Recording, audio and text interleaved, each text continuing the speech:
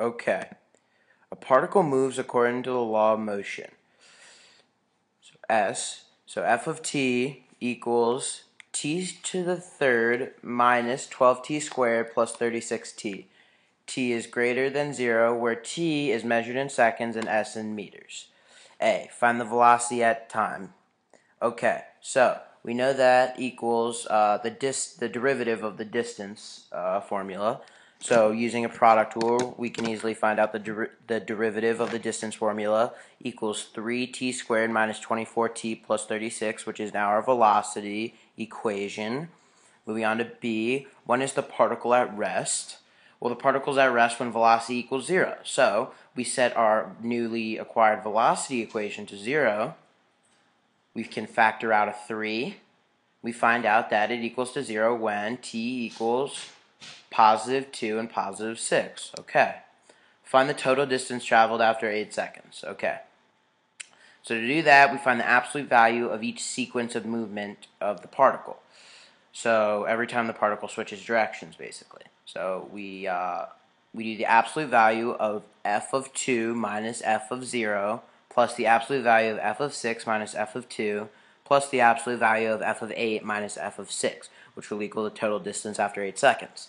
So it basically comes out to be 32 plus 32 plus 32, which equals to 96 meters after 8 seconds.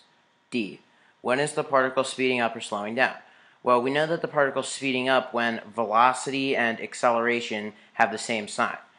So we have our velocity equation already, but we don't have an acceleration. But we know that the acceleration formula is just the derivative of the velocity equation.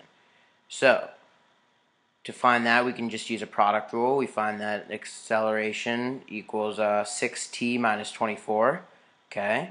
So then we're going to make a number line to find out when at what points each of them have different signs or the same signs. So we'll start out with velocity. We know that velocity equals 0 at 2 and 6, so that's when we'll make our boundaries. Let's plug in a number less than 2. We'll plug in 1. So if we come over here to the Word document, we plug in 1. So v of 1 equals 15, which is positive, so all t less than 2 greater than 0, obviously, because you can't have a negative time. It's positive. Then you plug in a number between 2 and 6. We'll plug in 4. Plug in 4 over here, as you can see. V of the 4 equals negative 12, which is negative. So all t values between 2 and 6 are negative. Then we'll plug in a value greater than 6. We'll plug in 7 here. Find out that v to the 7 equals 15, which is positive. So all values of t greater than 6 are positive. Okay, so now we're going to move on to the acceleration timeline. Well, we find out just by looking at it, it's pretty simple that acceleration equals 0 when t equals 4. So that's where we'll make our boundary. We'll plug in a number less than 4. We'll plug in 3. So we plug in 3 over here. You find out that a of 3 equals negative 6. So all values of t less than 4 are negative. And plug in a number greater than 4. We'll plug in 5. Find out that a of 5 equals 6, which is positive. So all values of t greater than 4 are positive.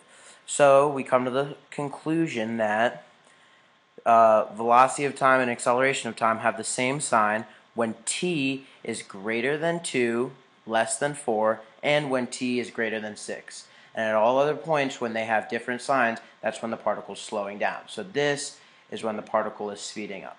Okay, thank you.